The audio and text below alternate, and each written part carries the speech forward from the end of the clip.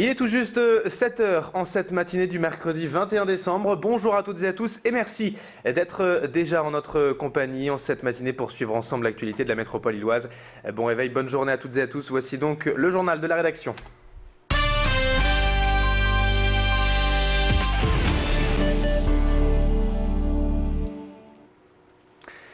Et on démarre tout d'abord ce journal avec ces belles images en ce 21 décembre, premier jour de l'hiver. Et à quelques jours à peine de Noël, les festivités ont déjà commencé un peu partout dans la métropole lilloise. Et Grand Lille TV, vous voulez vivre chaque jour, avec notamment nos équipes qui étaient hier à la Madeleine pour suivre en descente du rappel du Père Noël, avec Alexandra Gossin et Pierre Beauvillain.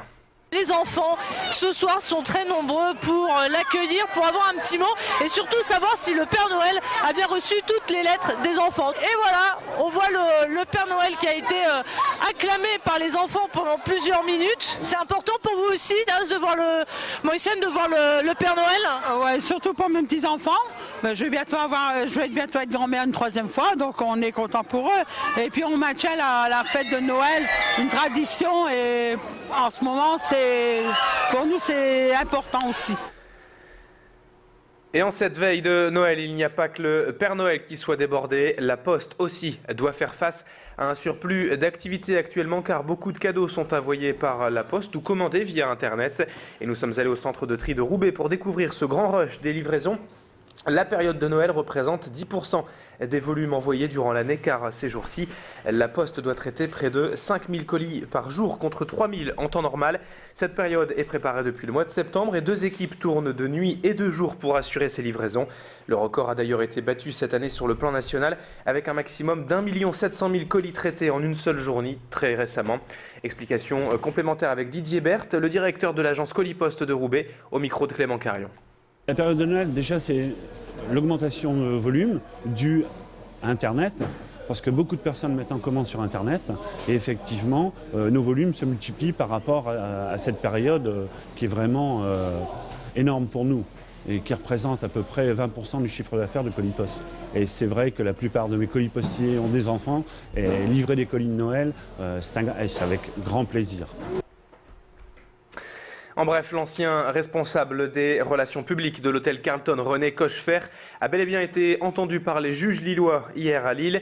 Une première pour celui qui avait donc été le premier à être mis en examen dans ce dossier, poursuivi pour proxénétisme aggravé en bande organisée. René Cochefer a donc pu donner sa version aux juges, mais très peu d'informations sont ressorties de cette audition. Il devra de nouveau être entendu en janvier et déposera alors une demande de remise en liberté.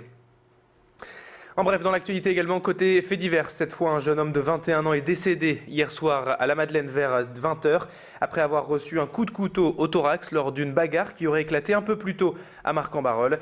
Peu d'informations pour le moment, mais les 3 personnes qui l'accompagnaient étaient entendues par la police hier soir.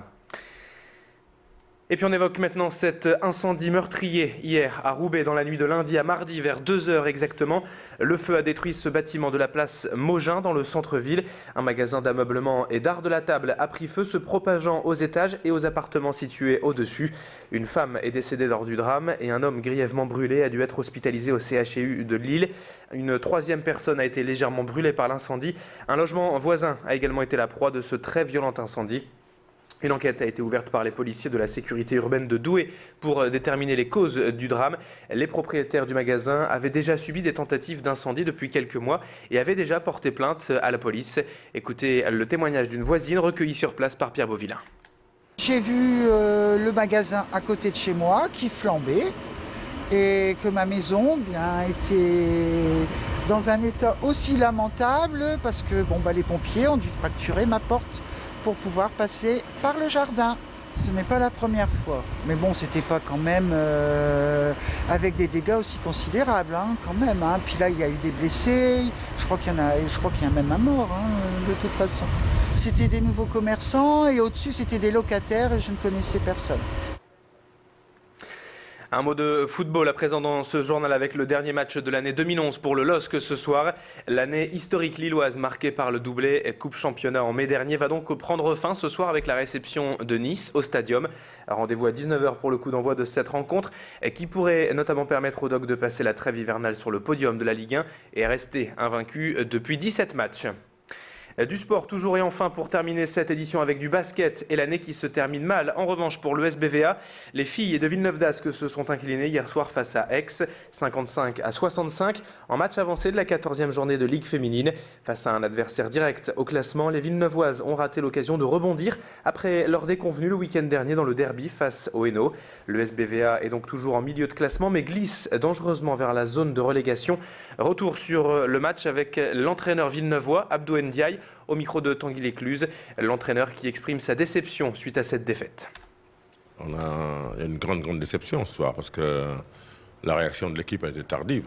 À la fin du match, le match était presque plié parce qu'on n'a pas été très agressif sur le plan défensif, notamment en deuxième quart-temps où on prend 39 et derrière on a couru derrière le score jusqu'à la fin. Donc, moi, je pense que ce qui a manqué ce soir, encore une fois, c'est de l'agressivité. Il y a de la fatigue sans doute, hein, mais il n'y a pas d'excuse. Hein. C'est un comportement qui au niveau mental, on devait quand même être prêt pour faire un match, offrir à notre public et à nous-mêmes une victoire. Et c'est la fin de ce journal. Dans un instant, la météo et l'infotrafic. Merci à toutes et à tous de nous avoir suivis. 7h06. Bonne matinée à toutes et à tous sur Grand Lille TV.